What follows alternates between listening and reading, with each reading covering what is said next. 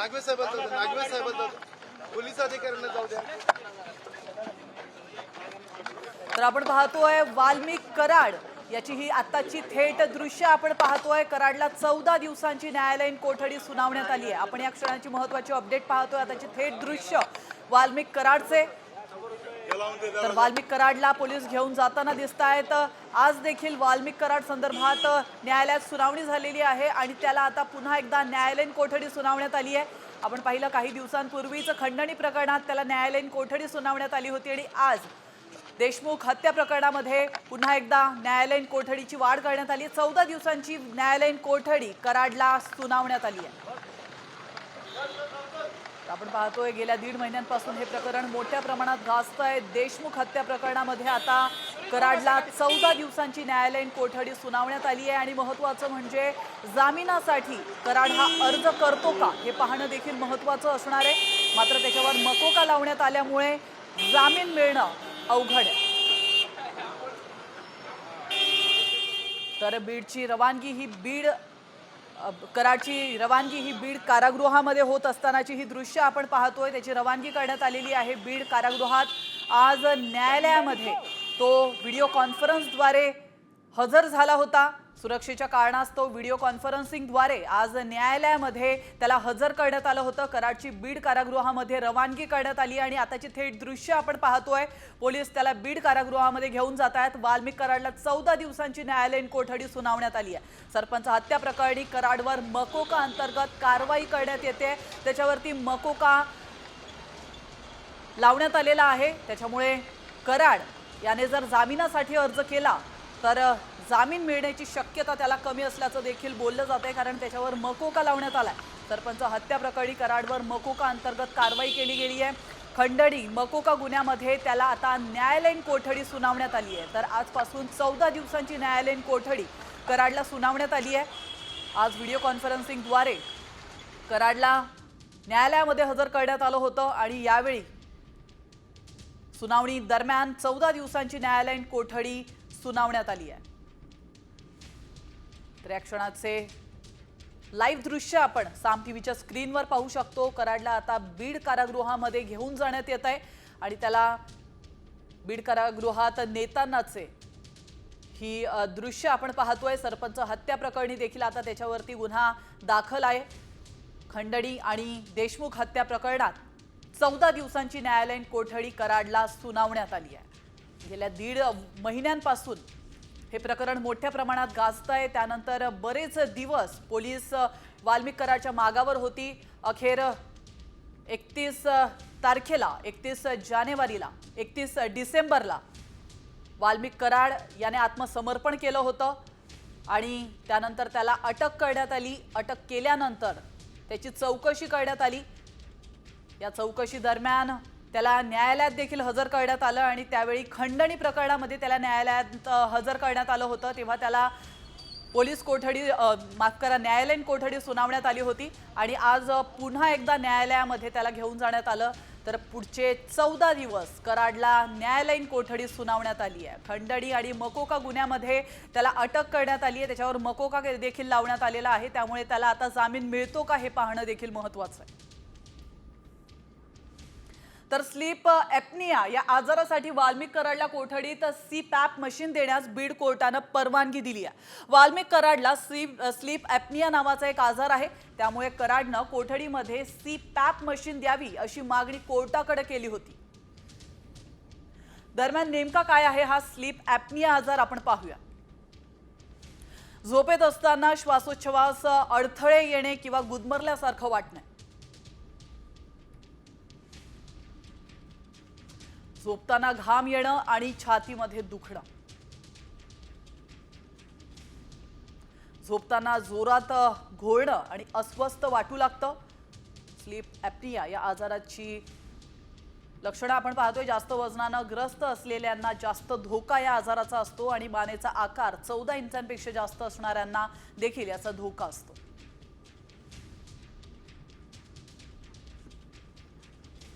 आणि आता वळतो पुढच्या अपडेटकडे। कराडने खूप पापं केली आहेत, फेडावी लागणार। न्यायालयीन कोठडीवर जरांगेंनी ही प्रतिक्रिया दिली आहे। कराडचा पाठीराखा मंत्रीही आत जावा असं देखील जरांगे यांनी म्हटलंय। तर आपण पाहतोय जरांगे यांनी आता प्रतिक्रिया दिलेली आहे। आज 14 दिवसांची न्यायालयीन कोठडी कराडला सुनावण्यात आली आहे आणि त्या पार्श्वभूमीवर जरांगे यांनी कराड आणि धनंजय मुंडे यांच्यावर देखील निशाणा साधलाय। देशमुख कुटुंबाला फडणवीसांनी न्याय द्यावा अशी मागणी देखील जरांगे यांनी केली आहे। आता ते सुटत नाही, लय पाप केलं त्यांनी त्याला ते फेडावंच लागणार आहे। आता ते सुटत नाही आणि सुटला पण नाही पाहिजे, कारण तोच नाही तर त्याचा पाठीराखा सुद्धा आणखीन एक मंत्री आहे, तो सुद्धा याच्यात येणं खूप गरजेचं आहे। आता की कुटुंबाकडे तुम्ही नाही आला तर कुटुंब तुमच्या घरी आलंय, त्या कुटुंबाचा अपमान होईल, त्यांना न्याय मिळणार नाही अशी भूमिका मुख्यमंत्री फडणवीस साहेबांनी कधीच घ्यावी। वाल्मिक कराडसोबत पोलिसांची मिलीभगत असल्याचा नवा आरोप अंजली दमानिया यांनी केलाय। पुराव्यासह दमानिया यांनी हा आरोप केलाय। 3 जुलै 2024 रोजी वाल्मिक कराडवर अतिशय गंभीर स्वरूपाच्या गुन्ह्यात FIR दाखल झाला होता। मात्र जेव्हा चार्जशीट दाखल झाली तेव्हा वाल्मिक कराडचं नाव वगळण्यात आलं होतं। त्यामुळे राजकीय दबावातून कराडचं नाव वगळण्यात आल्याचा आरोप दमानिया यांनी केलाय। या प्रकरणाची पुन्हा चौकशी करण्याची मागणी दमानिया यांनी केली आहे। तर आपण पाहतो या क्षणाची महत्त्वाची ब्रेकिंग न्यूज। सैफ अली खाननं रिक्षा चालकाची भेट घेतली आहे। आपण सैफ अली प्रकरणातली महत्त्वाची अपडेट पाहतोय। सैफ अली खानला रुग्णालयापर्यंत घेऊन जाणारा हा रिक्षा चालक आहे आणि डिस्चार्ज मिळाल्यानंतर सर्वात आधी सैफ अली खानने या रिक्षा चालकाची भेट घेतलेली आहे। आपण या फोटोच्या माध्यमातून पाहू शकतो सैफ अली खानला रात्री 3:30 वाजता या रिक्षा चालकाने लीलावती रुग्णालयात पोहोचवलं होतं। रक्तबंबाळ अवस्थेमध्ये त्यावेळेला सैफ अली खान होता। कुठलाही प्रश्न त्याला न विचारता याने एक पेशंट आहे म्हणून आपल्या रिक्षामध्ये बसवलं होतं आणि त्यानंतर जेव्हा सैफ अली खान उतरून लीलावतीमध्ये दाखल झाला त्यावेळेला या रिक्षा चालकाला कळलं होतं की ज्याला आपण मागे बसवलं तो सुप्रसिद्ध अभिनेता सैफ अली खान आहे। आणि अखेर डिस्चार्ज मिळाल्यानंतर सर्वात आधी सैफ अली खानने या रिक्षा चालकाची भेट घेतली आहे। याविषयी अधिक माहिती देण्यासाठी आपले प्रतिनिधी सचिन गाड आपल्यासोबत जोडले गेलेले आहेत। सचिन, दृश्यांच्या माध्यमातून पाहायला मिळतंय की सैफ अली खान याने रिक्षा चालकाची भेट घेतली आहे। ही भेट नेमकी कशी झाली आहे? सैफ अली खानने या रिक्षा चालकाबद्दल नेमकं काय मत व्यक्त केलंय? नक्कीच आपण बघतोय की डिस्चार्ज मिळाला सैफ अली खान यांनी आधी जर कोणाची भेट घेतली असेल तर त्या रिक्षा चालकाची भेट घेतलेली आहे। भजन सिंग राणा हा तोच रिक्षा चालक आहे ज्याने हल्ल्यानंतर सैफ अली खान याला देवासारखा धावत आला होता आणि त्याने सैफ अली खान याला रुग्णालयात नेण्यास मदत केली होती, लीलावती रुग्णालयात सोडलं होतं। विशेष म्हणजे जेव्हा आम्ही रिक्षा चालकाशी बोलण्याचा प्रयत्न केला तेव्हा त्याला माहीत देखील नव्हतं की त्याच्या रिक्षामध्ये जखमी अवस्थेत कोण बसलेला आहे। जेव्हा रिक्षामध्ये लीलावती रुग्णालयात जेव्हा रिक्षा उतरली तेव्हा त्याला समजलं की सैफ अली खान स्वतः बसलेला आहे आणि त्याला कळलं की जखमी अवस्थेत असल्यामुळे त्याने सैफ अली खानकडून कोणतं भाडं देखील आकारलं नव्हतं। आणि आपण बघतोय की आता डिस्चार्ज झाल्यानंतर पहिल्यांदा सैफ अली खान यांनी या राणाची भेट घेतलेली आहे। नक्कीच धन्यवाद सचिन, तुम्ही दिलेल्या महत्त्वपूर्ण माहितीबद्दल। आपण या फोटोच्या माध्यमातून पाहू शकतो सैफ अली खानला कालच लीलावतीमधून डिस्चार्ज मिळालेला आहे आणि त्याने आजच सर्वप्रथम जर कोणाची भेट घेतली असेल तर ती म्हणजे या रिक्षा चालकाची भेट घेतलेली आहे। या रिक्षा चालकाने रात्री 3:30 वाजता सैफ अली खानला त्याच्या रिक्षातून लीलावती रुग्णालयामध्ये पोहोचवलं होतं आणि या भेटी दरम्यान नेमकं काय काय घडलं याविषयीचे अधिक अपडेट्स आम्ही तुमच्यापर्यंत पोहोचवणार आहोत। मात्र वळतो एका महत्त्वाच्या बातमीकडे। सरपंच हत्या प्रकरणातल्या सर्व आरोपींना मुंबईच्या आर्थर रोड जेलमध्ये ठेवा अशी मागणी अंजली दमानिया यांनी केली आहे। सामाजिक कार्यकर्त्या अंजली दमानिया यांनी आज पोलीस महासंचालक रश्मी शुक्लांची भेट घेतली आहे। त्यांना मिळालेल्या धमक्या आणि अटकेत असलेल्या आरोपींना मिळत असलेल्या VIP ट्रीटमेंटसह अनेक मुद्दे दमानिया यांनी पोलीस महासंचालकांच्या कानावर घातले। वाल्मिक कराड यांना सुद्धा न्यायालयीन कोठडी देण्यात आली। खरं तर ही इतक्या पटकन पोलीस कोठडी त्यांची संपली कशी असा प्रश्न पडतो की विष्णू चाटे मागतात लातूर जेल आणि त्यांना चॉईस ऑफ जेल दिलं जातं। तर हे होऊ नये त्यांना आणि चौकशी पुढचं हिअरिंग ॲज वेल एज ट्रायल हे मुंबईकडे ट्रान्सफर करण्यात यावं आणि ही जेवढी मंडळी आहे ज्यांना आता न्यायालयीन कोठडी दिली गेली आहे त्यांना आर्थर रोडमध्ये ठेवा। तर वाल्मिक कराडच्या मालमत्तेची लिस्ट काही केल्यास संपत नाहीये। बीडच्या मांजरसुंबा या ठिकाणी कराडच्या पत्नीच्या नावे 9 एकर जमीन असल्याचं आता समोर आलंय। कराडची दुसरी पत्नी ज्योती जाधवच्या नावे ही जमीन आहे। कराडनं याच परिसरामध्ये 50 एकर जमीन खरेदी केल्याचाही आरोप केला जातोय। शेतकऱ्यांच्या जमिनीतील मुरूम उपसा करून स्वतःच्या जमिनीचा विकास केल्याचा गंभीर आरोप या ठिकाणच्या शेतकऱ्यांनी केलाय। या संदर्भात प्रशासनाला तक्रार देऊन देखील कारवाई होत नसल्याचं शेतकऱ्यांनी म्हटलंय।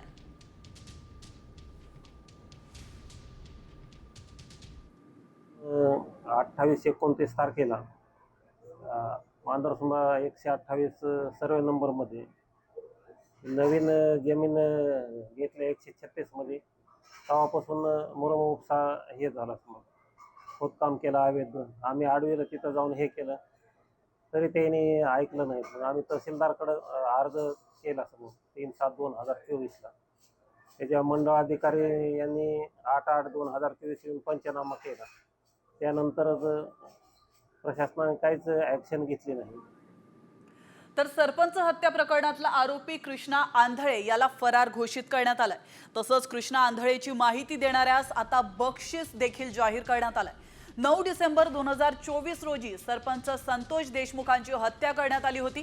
या घटनेला आता 1.25 महिना लोटतोय, मात्र अजून देखील आरोपी कृष्णा आंधळे हा पोलिसांच्या हाती लागलेला नाहीये। तर फरार कृष्णा आंधळे हा याच भागामध्ये फिरत असल्याचा आरोप धनंजय देशमुख यांनी केलाय।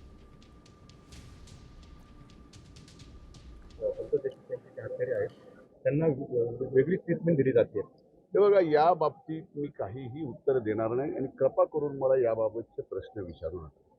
मी स्पष्टपणानं सांगितलंय की स्वर्गीय संतोष देशमुखांचे जे हत्यारे आहेत, ज्यांनी निर्गुण हत्या केली आहे, त्यांना फास्ट ट्रॅक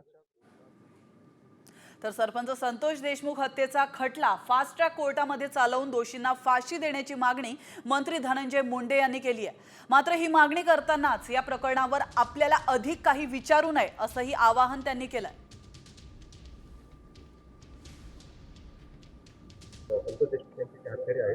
त्यांना वेगळी ट्रीटमेंट दिली जाते। हे बघा, या बाबतीत मी काहीही उत्तर देणार नाही आणि कृपा करून मला याबाबतचे प्रश्न विचारू नका। मी स्पष्टपणानं सांगितलंय की स्वर्गीय संतोष देशमुखांचे जे हत्यारे आहेत, ज्यांनी निर्गुण हत्या केली आहे, त्यांना फास्ट ट्रॅकच्या कोर्टामध्ये ही केस लढवून तात्काळ फाशी द्यावी। तर सरपंच देशमुखांच्या मारेकऱ्यांना फाशी व्हावी, उपमुख्यमंत्री एकनाथ शिंदे यांनी हे वक्तव्य केलंय। या क्षणाची महत्त्वाची अपडेट आपण पाहतोय। सरपंच देशमुखांच्या हत्ये प्रकरणामध्ये उपमुख्यमंत्री एकनाथ शिंदे यांनी आपली प्रतिक्रिया दिलेली आहे। सरपंच देशमुख यांची हत्या अतिशय निर्गुणपणे झालेली आहे आणि त्यामुळे अतिशय दुर्दैवी घटना घडली आहे आणि त्यामुळे जे कराड असतील, वाल्मिक आणि आणखी कोणी असतील, कोणी एकही त्याच्यातून सुटणार नाही। यांना अशा प्रकारची निर्गुण हत्येला फाशीशिवाय दुसरी सजा नाही। कृषी मंत्री माणिकराव कोकाटेंच्या घोटाळ्यासंदर्भातल्या वादग्रस्त वक्तव्यावर उपमुख्यमंत्री अजित पवारांनी नाराजी व्यक्त केली आहे, अशी माहिती सूत्रांनी दिली आहे। मंत्र्यांनी कोणत्याही धोरणासंदर्भात काहीही बोलू नये अशा सूचना अजित पवार यांनी दिल्याची माहिती देखील सूत्रांनी दिली आहे। तर आपण पाहतोय कृषी मंत्री माणिकराव कोकाटे यांनी भ्रष्टाचारासंदर्भात वक्तव्य केलं होतं। प्रत्येक खात्यामध्ये छोटा मोठा भ्रष्टाचार हा होतच राहतो असं वक्तव्य माणिकराव कोकाटे यांनी केलं होतं आणि त्यानंतर आता राजकीय वाद रंगू लागलाय। यावर उपमुख्यमंत्री अजित पवार यांनी नाराजी व्यक्त केल्याची माहिती मिळते। तर त्यांनी मंत्र्यांना कडक अशी तंबी देखील दिली आहे। मंत्र्यांनी कोणत्याही धोरणासंदर्भात काहीही बोलू नये अशा सूचना, अशी तंबीच अजित पवार यांनी दिल्याची माहिती सूत्रांनी दिली आहे। माणिकराव कोकाटेंना अर्धवट माहिती आहे। तर पीक विमा घोटाळ्यावरून सुरेश धस यांनी हा पलटवार केलाय। सर्व पीक विमा परळीतून भरला असं सुरेश धस यांनी म्हटलंय। पुढील आठवड्यात कोकाटेंना भेटणार असल्याचं देखील धस यांनी सांगितलंय। मंत्री महोदयांना अजून त्या प्रकरणाची वस्तुस्थिती सगळी माहिती नाही झाली। सगळे सीएससी सेंटर परळी तालुक्यातले परळी तालुक्यातले ठराविक लोक आहेत, शेतकरी म्हणता येणार नाही त्यांना। त्यासाठी माझं मत असं आहे की माणिकराव कोकाटे साहेब आणि मी माणिकरावजींना मी पुढच्या आठवड्यात ते सगळे डॉक्युमेंट आणून देतो जे माझ्याकडे प्राप्त आहे। तर कृषी मंत्री माणिकराव कोकाटेंच्या वादग्रस्त वक्तव्यावरून विरोधकांनी आता सत्ताधाऱ्यांना घेण्याचा प्रयत्न केलाय। पीक विम्यात भ्रष्टाचार झाल्याची कबुली राज्याच्या कृषी मंत्र्यांनीच दिली आहे, त्यामुळे मी त्यांचे जाहीर आभार मानते असं म्हणत खासदार सुप्रिया सुळे यांनी माणिकराव कोकाटे यांना टोला लगावलाय.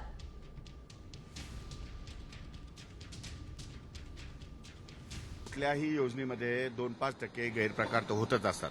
आणि दुसरी गोष्ट, योजनेमध्ये गैरप्रकार होतो म्हणजे योजना बंद केली पाहिजे किंवा योजना बंद करावी या विचाराचा मी नाही आहे. योजनेमध्ये आणखी पारदर्शकपणा अपडेट कसं करता येईल तो या ठिकाणी सरकारचा प्रयत्न राहणार.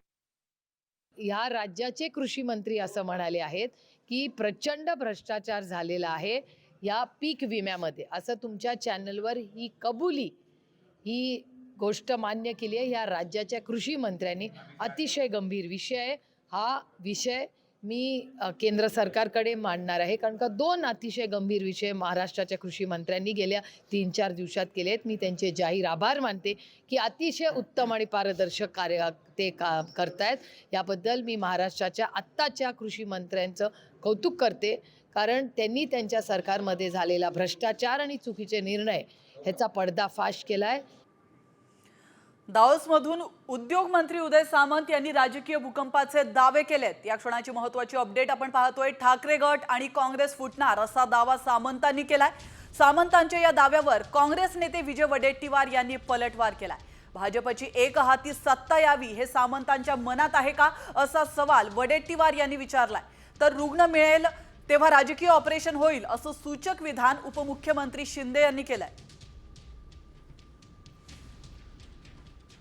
राज्याचे माजी मुख्यमंत्री, शिवसेनेचे मुख्य नेते आदरणीय एकनाथ शिंदे साहेबांच्या नेतृत्वावर विश्वास ठेवत युबीटीच्या 4 आमदारांनी, काँग्रेसच्या 5 आमदारांनी आणि युबीटीच्या 3 खासदारांनी मागच्या 15 दिवसामध्ये माननीय एकनाथ शिंदे साहेबांची भेट घेतलेली आहे. ह्याचा रेकॉर्ड देखील आहे. जवळजवळ 10 माजी आमदार युबीटीचे हे माननीय एकनाथ शिंदे साहेबांच्या संपर्कात आहेत. उदय सामंतजींना शुभेच्छा आणि ईश्वराला प्रार्थना आहे की तुमच्या पदाला धोका पोहोचू नये नवीन आल्यानंतर. अशा प्रकारचं स्टेटमेंट करणं मला वाटतं की महायुतीमध्ये आमच्या उदय सामंतांचं मत हे भारतीय जनता पक्षाची एकहाती सत्ता बनावी का, अशा प्रकारचं त्यांचं मनातील काही भावना मला या स्टेटमेंटवरून दिसत आहे. तुम्ही म्हटलं की ऑपरेशन करतो डॉक्टर नसलो तरी येणाऱ्या काळात पुन्हा ऑपरेशन करण्याचं काही मानस आहे का? कारण उदय सामंत म्हणले की उभाठा आणि काँग्रेस पुन्हा एकदा फुटणार आहे आणि अनेकांचे प्रवेश तुमच्याकडे होत आहेत. अनेक जण तुम्हाला भेटून गेले जे विद्यमान आमदार आहेत. त्याचा अर्थ फक्त राजकीय का काढता? राजकीय ऑपरेशन आहे का? तसा रुग्ण मिळाला आहे का तुम्हाला? तुम्हाला जेव्हा रुग्ण मिळेल तेव्हा सांगू, तुम्हाला कल्पना देऊ. तर उद्योग मंत्री उदय सामंत दावोसला शिंदेचे आमदार फोडायला गेलेत अशा शब्दात संजय राऊतांनी उदय सामंतांवर हल्लाबोल केला. त्याचप्रमाणे एकनाथ शिंदे आता फडणवीसांना नकोसे झालेत. काही दिवसांनी मोदींनाही नकोसे होतील असा दावा देखील राऊतांनी केला. उद्योगमंत्र्यांचं सुद्धा मी पाहतो तो उद्योगमंत्री गुंतवणूक आणण्यापेक्षा शिवसेनेचे किती आमदार फुटतील, खासदार फुटतील हे डावसमधून सांगतायत. तर उदय सामंत ह्यांना हा जाब विचारला पाहिजे आणि त्यांना ताबडतोब मुंबईला परत पाठवलं पाहिजे. जा मुंबईत जाऊन राजकारण करा. डावस ही काय राजकारण करण्याची जागा आहे का? घ्या ना, आमची नावं घ्या. आता आम्ही सगळेच फुटणार आहोत असं सांगा. आम्ही मरण पत्करू पण यांना शरण जाणार नाही अशी आमची भूमिका असलेले 20 आमदार आहेत आणि खासदार आहेत. शिंदे हे उद्या नरेंद्र मोदींनाही नकोसे होतील आणि फडणवीसना नकोसे झालेलेच आहे. मी भारतीय जनता पक्षाचं अंतरंग माझ्या इतकं कुणीच ओळखणार नाही. मी सातत्यानं ह्यांच्या कट कारस्थानावरती पक्षांतर्गत आणि बाहेरही बोलत राहिलो. अटलजी होते, अडवाणी साहेब होते, प्रमोदजी होते, तोपर्यंत आमचं बरं झालं होतं. पण गेल्या 10 वर्षामधलं प्रत्येक दिवस हा शिवसेनेविरुद्ध कट कारस्थानामध्ये दिल्लीत आणि महाराष्ट्रात गेला. आणि आता अजून एक राजकीय बातमी. विरोधी पक्षातल्या सदस्यांना किमान 2 समित्या मिळाव्यात अशी मागणी मवियानं केली आहे. या मागण्यांसंदर्भात पत्र मवियाने विधानसभा अध्यक्ष राहुल नार्वेकरांना पाठवलंय. विरोधी पक्षाचे 51 सदस्य आहेत, त्यामुळे प्रत्येक सदस्यांना विधिमंडळाच्या 2 समित्या मिळाव्यात असं नियोजन करण्याची मागणी करण्यात आली आहे.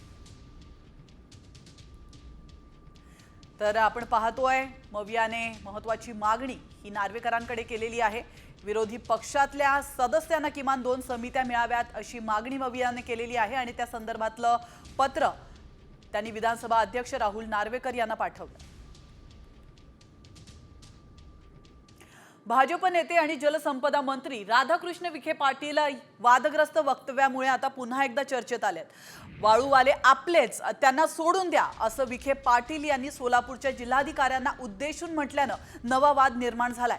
वाळूवाल्यांना संरक्षण देण्याची विखे पाटील यांची भूमिका आहे का असाही प्रश्न त्यांच्या या वक्तव्यानंतर निर्माण झालाय. दरम्यान या प्रकरणी विखेंनी स्पष्टीकरणही दिलंय. हा मस्करीचा विषय असून अवैध वाळू तस्करांवर सरकार कारवाई करतंय. उजनी धरणातील वाळूचे टेंडर लवकरच काढणार असल्याचं देखील ते म्हणाले.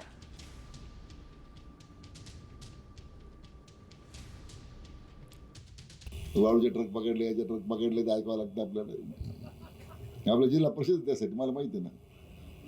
वाळूचे ट्रक आहेत, क्रशरच्या गाड्या आहेत, म्हणजे सोलापूर फार प्रसिद्ध आहे. मला पण म्हणजे जबाबदारी येतात विजय कुमार. नाही कुमार आशीर्वाद जरी असले तरी छोटी त्यांना मागे म्हटलं दुर्लक्ष करा जरा थोडंसं, गाड्या चालू द्या, काही फरक पडत नाही. आपले लोक आहे सगळे. साहेब, या वक्तव्यातून कुठतर आपण वाळू तस्करांचं समर्थन करताय. कुठतर जिल्हाधिकाऱ्यांना सांगितलं होतं मी की लक्ष देऊ नका बाबा, हे होतच राहतं. म्हणजे नेमकं काय समजायचं की तुम्ही सगळ्या गोष्टी कामाला घेऊ नका. आता काही गोष्टी गमतीनं आपण बोलतो माणूस काय, पण वाळू धोरणाच्या बाबतीमध्ये आम्ही अतिशय कडक राहिलो. सगळ्या ठिकाणी अंमलबजावणी करण्यामध्ये कुठं कसुरही झाली नाही. अनेक वेळा अधिकाऱ्यांवर कारवाई करावी लागली आणि वाळू काढण्याच्या नदीतून म्हणजे आपण नदीतलं पाणी संपवणं असं होतं. म्हणून त्याला विरोध माझा नेहमीच त्याला विरोध राहिलेला आहे. आणि आता बातमी आहे शक्तीपीठ महामार्गासंदर्भातील. लातूर जिल्ह्यातील शेतकऱ्यांनी शक्तीपीठ महामार्गाला विरोध केलाय. सुपीक जमीन जात असल्यानं अनेक शेतकऱ्यांनी महामार्गाला विरोध केलाय. लातूर जिल्ह्यातील 481 हेक्टरवरून शक्तीपीठ महामार्ग जाणार आहे. दुसरीकडे नांदेडमध्ये 2 गट पडलेत. काही शेतकऱ्यांनी शक्तीपीठ महामार्गाचं समर्थन केलंय तर काही शेतकऱ्यांनी विरोध केलाय. 24 जानेवारी रोजी शक्तीपीठ महामार्गाच्या विरोधात शेतकरी आंदोलन करणार आहेत.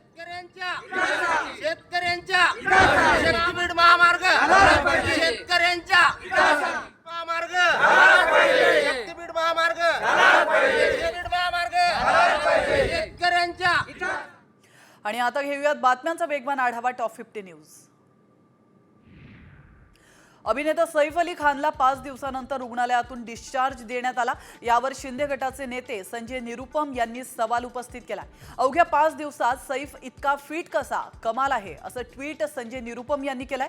एवढं मोठं ऑपरेशन होऊन देखील सैफला फक्त 5 दिवसात डिस्चार्ज कसा असं निरुपम यांनी म्हटलंय. सैफवर हल्ला करणारा आरोपी शरीफुलने फक्त 10,000 रुपयांमध्ये भारतात घुसखोरी केली. भारत आणि बांगलादेश सीमेवरची डावकी नदी ओलांडून तो भारतात आल्याचं कळतंय. तर मेघालयात प्रवेश केल्यानंतर एका एजंटने त्याला आसामपर्यंत आणलं. मग कोलकात्यात 3 दिवस राहिल्यानंतर शरीफुल हा मुंबईमध्ये दाखल झाला. सैफवर हल्ला करणाऱ्या आरोपी विरोधात पोलिसांना भक्कम पुरावे सापडलेत. हल्लेखोर मोहम्मद शहजादची टोपी सैफचा छोटा मुलगा जयच्या खोलीमध्ये राहिली होती. तर टोपीवरचे केस आणि आरोपीचे केस याची फॉरेन्सिक तपासणी होणार आहे. हे पुरावे हल्लेखोर मोहम्मद शहजादचा गुन्हा सिद्ध करण्यासाठी मदत करू शकतात. अभिनेता सैफ अली खानच्या घराबाहेर सुरक्षेत वाढ करण्यात आली आहे. सैफच्या घराबाहेर सुरक्षा यंत्रणा बसवण्यात आल्याची माहिती मिळते. तसंच घराला नवी डोअर इंटरकॉम प्रणाली देखील लावण्यात आली आहे.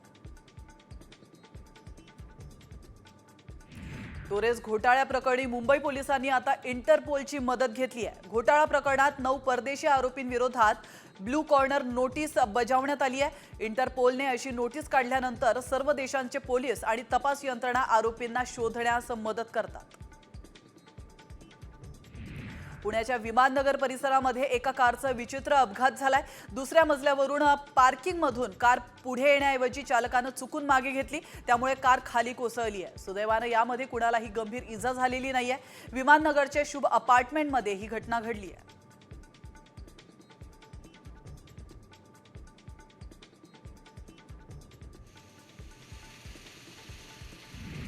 पुण्यात दहशत पसरवणाऱ्या गुंडांना जबर बसवण्यासाठी पुणे पोलिसांनी त्यांची धिंड काढली आहे, तर गोळीबार करून दहशत माजवणाऱ्या गुंडांची कोंढवा पोलिसांनी धिंड काढली आहे। यामुळे नागरिकांनी समाधान व्यक्त केलं।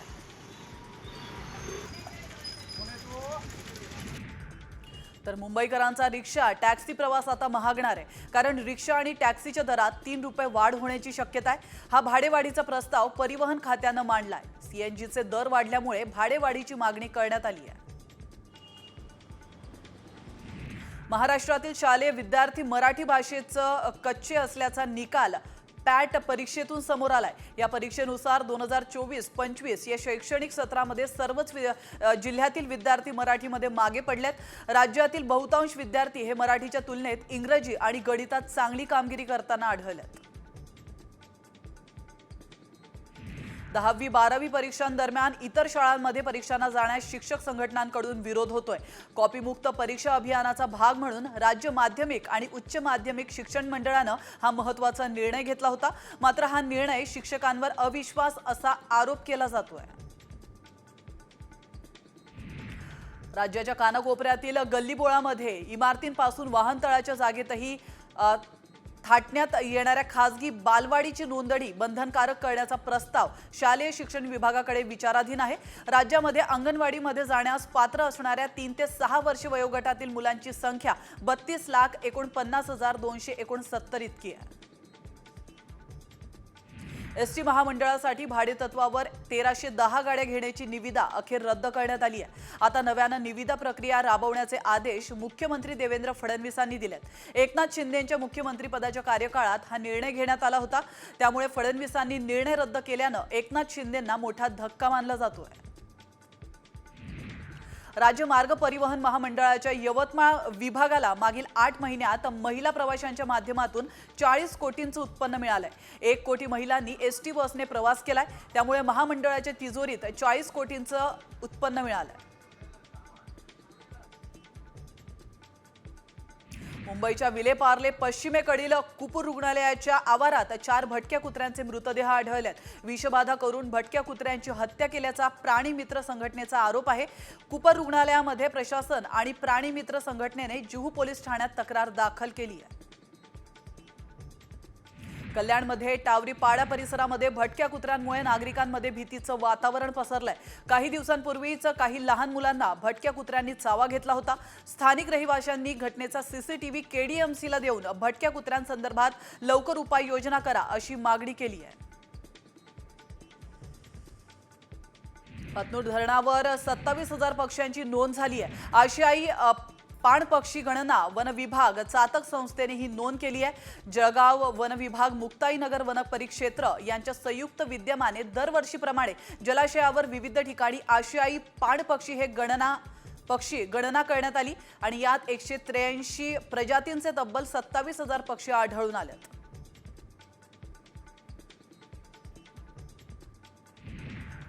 आणि आता महत्त्वाची बातमी समोर येते। हल्ल्यानंतर सैफ अली खानच्या सुरक्षेत वाढ करण्यात आली असून खासगी सुरक्षा रक्षकांची नियुक्ती करण्यात आली आहे। या क्षणाची महत्त्वाची अपडेट आपण सैफ हल्ला प्रकरणातली पाहतोय। अभिनेता Ronit रॉयच्या S security and protection कंपनीचे सुरक्षा रक्षक सैफच्या सद्गुरू शरण अपार्टमेंट बाहेर तैनात करण्यात आले। तर आपण पाहतोय सैफ अली खानवर 16 तारखेला हल्ला करण्यात आला होता आणि तो त्या हल्ल्यामध्ये गंभीर जखमी झाला होता। त्यानंतर त्याच्यावर उपचार करण्यात आले, त्याला डिस्चार्ज देखील मिळालेला आहे। मात्र हा हल्लेखोर बांगलादेशी होता आणि अतिशय सोप्या पद्धतीने तो त्याच्या घरामध्ये शिरला, त्यामुळे आता त्या पार्श्वभूमीवर सुरक्षा रक्षक त्याच्या घरी तैनात करण्यात आले। आणि आता वळतोय महत्त्वाच्या बातमीकडे। महाकुंभ मेळ्यात झालेल्या सिलेंडर स्फोटांबाबत धक्कादायक माहिती समोर आली आहे। या सिलेंडर स्फोटांची जबाबदारी खलिस्तानी जिंदाबाद फोर्स या दहशतवादी संघटनेने स्वीकारली आहे। माध्यम संस्थांना मेल पाठवत जबाबदारी स्वीकारण्यात आली आहे। यामध्ये पिलीभीत बनावट चकमकीचा बदला म्हणून महाकुंभात स्फोट घडवल्याचं म्हटलं गेलंय। महाकुंभात सिलेंडर स्फोटामुळे मोठी आग लागली होती आणि या आगीमध्ये 180 तंबू जळून खाक झाले होते।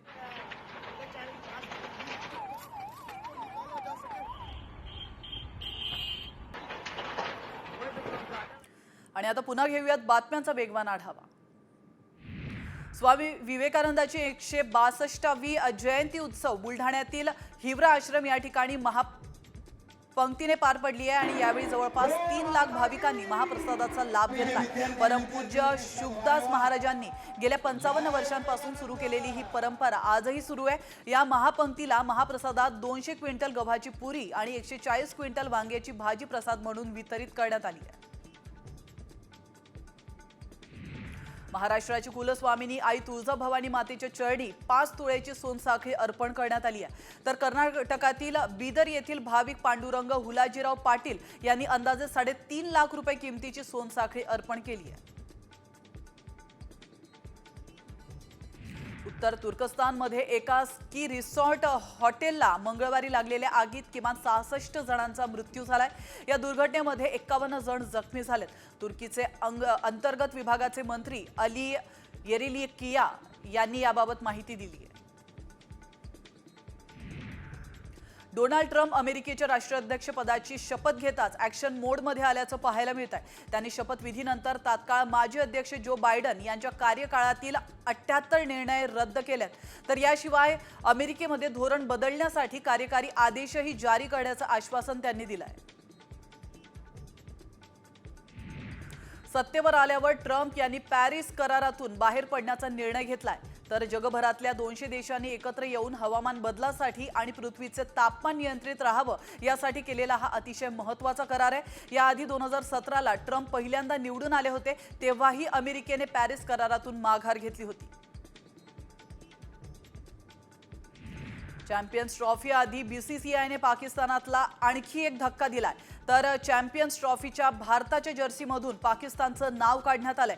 चॅम्पियन्स ट्रॉफीचं यजमानपद यंदा पाकिस्तानकडे असल्यानं प्रत्येक टीमच्या जर्सीवर ट्रॉफीच्या लोगोसह पाकिस्तानचं नाव असणार आहे। मात्र टीम इंडिया आपल्या जर्सीवर पाकिस्तानचं नाव छापणार नाही असं बीसीसीआयनं स्पष्ट केलंय। महायुतीत पालकमंत्रीपदाचा वाट टोकाला गेलाय। त्याचेच पडसाद मुंबईतल्या केएम रुग्णालयाच्या कार्यक्रमात दिसून येत आहेत। उपमुख्यमंत्री एकनाथ शिंदेंसह अजित पवार या कार्यक्रमाला उपस्थित राहणार होते, मात्र राष्ट्रवादी आणि शिवसेनेतल्या वादामुळे हे गैरहजर राहिल्याची माहिती मिळते। राज्यात पालकमंत्रीपदावरून सुरू असलेल्या वादावर माजी मंत्री छगन भुजबळांनी प्रतिक्रिया दिली आहे। प्रत्येकाला वाटतं आमच्यावर अन्याय झाला, त्याप्रमाणे ते नाराजी व्यक्त करतात।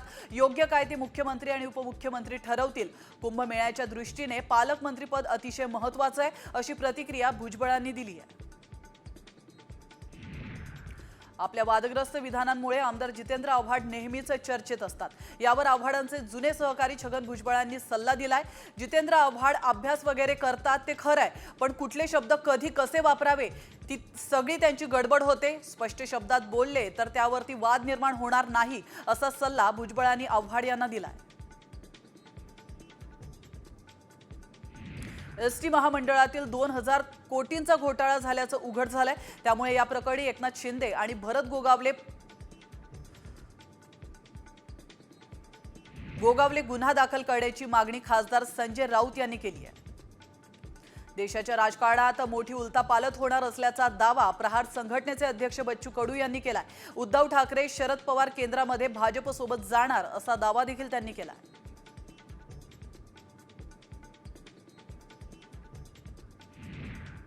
आणि आता एक महत्त्वाची आणि मोठी धक्कादायक बातमी समोर येते मुंबईतून। मुंबईत अनधिकृत घरांवर तोडक कारवाईला गेलेल्या पोलिसांवर आंदोलकांनी दगडफेक केली आहे।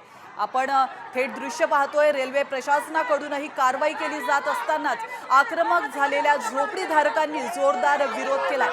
दगडफेकीत 5 पोलीस कर्मचारी जखमी झाल्याची माहिती मिळते। या ठिकाणी सध्या पोलिसांचा मोठा बंदोबस्त तैनात करण्यात आला।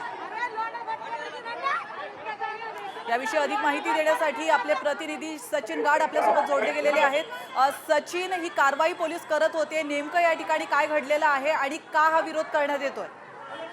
नक्कीच जोगेश्वरी पूर्व आणि सुभाष रोडचा जो रेल्वेचा लगतचा जो परिसर होता, जिथे झोपडपट्ट्या मोठ्या प्रमाणात आहेत, तिथल्या नागरिकांनी आज मोर्चा काढला होता। त्यांचे जे प्रश्न आहेत, पुनर्वसनाचा प्रश्न, यावर सरकारचं लक्ष वेधण्यासाठी हा मोर्चा होता। मात्र त्यामध्ये आपण बघतोय की मोठ्या प्रमाणात दगडफेक झालेली आहे।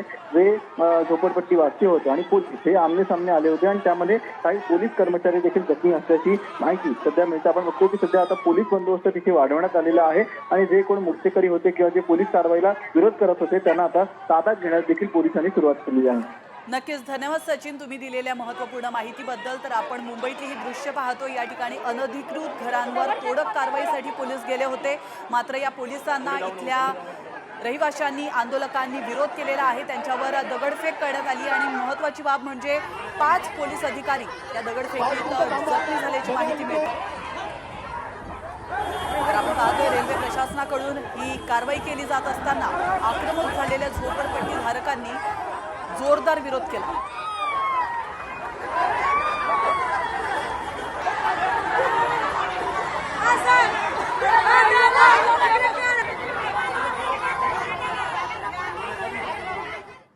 आणि आता पुन्हा घेऊयात राजकीय बातम्यांचा वेगवान आढावा. शरद पवारांच्या राष्ट्रवादी आमदार उत्तमराव जानकरांनी दिल्लीमध्ये खासदार संजय राऊतांची भेट घेतली आहे. उत्तमराव जानकर हे उद्यापासून दिल्लीमध्ये ईव्हीएम विरोधात आंदोलन करणार आहेत. याच आंदोलनाच्या पार्श्वभूमीवर दोघांमध्ये चर्चा झाली आहे. स्थानिक स्वराज्य संस्थांच्या निवडणुका जाहीर झाल्यानंतर आघाडीचा निर्णय होणार असल्याची माहिती सूत्रांनी दिली आहे. मुंबईत काल महाविकास आघाडीची बैठक पार पडली आहे. या बैठकीत आघाडीबाबत चर्चा झाली. आघाडीबाबत तिन्ही पक्षांचे प्रमुख नेते अंतिम निर्णय घेतील असंही ठरल्याचं समजतंय.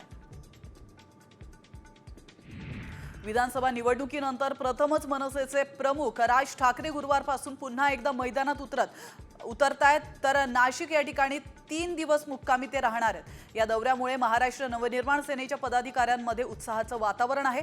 आगामी महानगरपालिका निवडणुकीच्या संदर्भात राज ठाकरे कार्यकर्त्यांना सूचना देणार आहेत.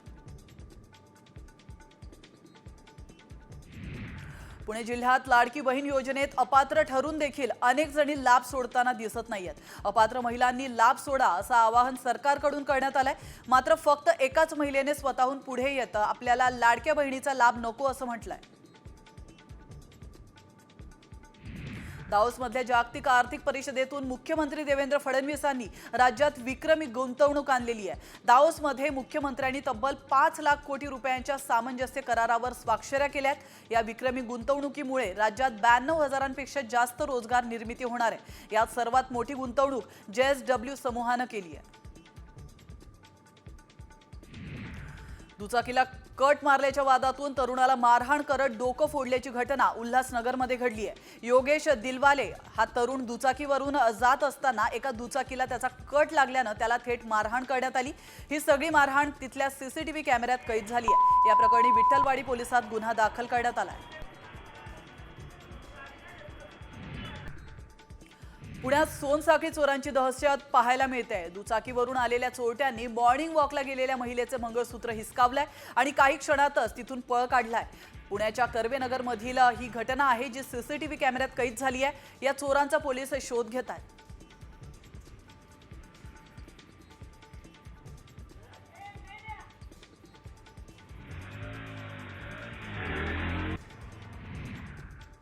आणि आता एक महत्त्वाची बातमी नाशिकमधून. नाशिकमध्ये बोगस पीक विमा भरणाऱ्या शेतकऱ्यांवर कारवाईला सुरुवात करण्यात आली आहे. या शेतकऱ्यांचा पीक विमा रद्द करण्याची प्रक्रिया सुरू झाली आहे.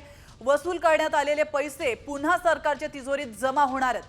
तब्बल 4500 शेतकऱ्यांनी बोगस पीक विमा भरला होता.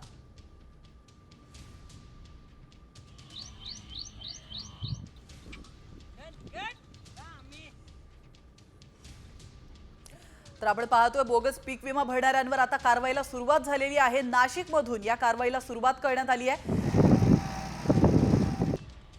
माध्यमातून काय आपल्या सूचना मिळाल्या? आपण खरीप हंगामामध्ये जवळजवळ कांदा पिकाच्या बाबतीत 81,000 शेतकऱ्यांनी भाग घेतलेला होता.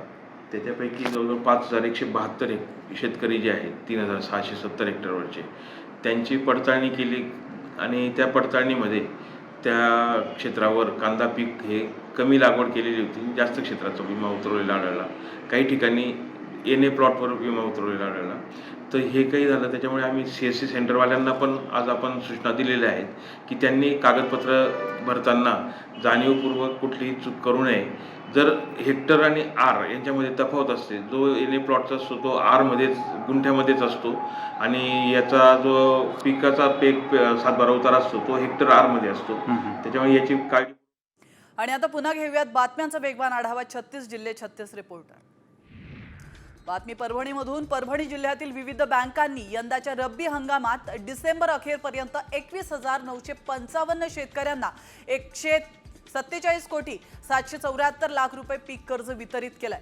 पीक कर्ज वाटपाचे सरासरी 19% उद्दिष्ट साध्य झालंय. महावितरणाकडून बसवण्यात येणाऱ्या स्मार्ट मीटरला लीडिंग करणाऱ्या कर्मचाऱ्यांचा विरोध आहे. स्मार्ट मीटरमुळे मीटर रीडरवर उपासमारीची पाळी येणार असल्यानं मीटर रीडिंग करणारे कामगार महावितरणच्या विरोधात आक्रमक झाले.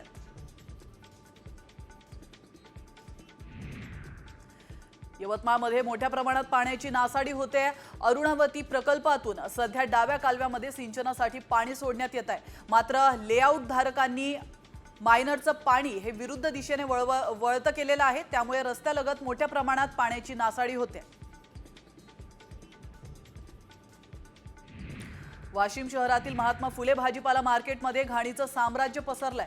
बाजारातील अस्वच्छता आणि कचऱ्यामुळे नागरिकांना काही व्यापाऱ्यांना मोठा त्रास सहन करावा लागतोय. विशेषतः दुर्गंधी आणि कचऱ्यामुळे आरोग्याच्या समस्या निर्माण होण्याचा धोका वाढलाय. या परिसरात स्वच्छता मोहीम राबवावी अशी मागणी केली जाते.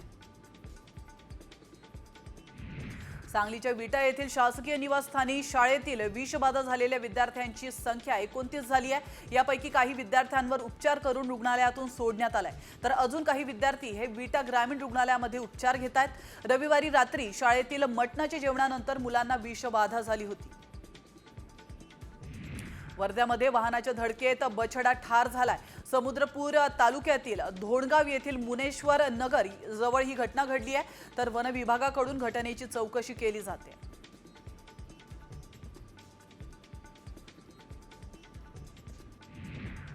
आणि आता बातमी आहे यवतमाळमधून. यवतमाळच्या एका रॅलीत मंत्री संजय राठोड यांची डायलॉग बाजी पाहायला मिळाली आहे. तर झुकेगा नहीं साला म्हणत राठोडांची डायलॉग बाजी पाहायला मिळते. संजय राठोड यांचा इशारा नेमका कोणाला आहे याची चर्चा आता राजकीय वर्तुळात सुरू झाली आहे.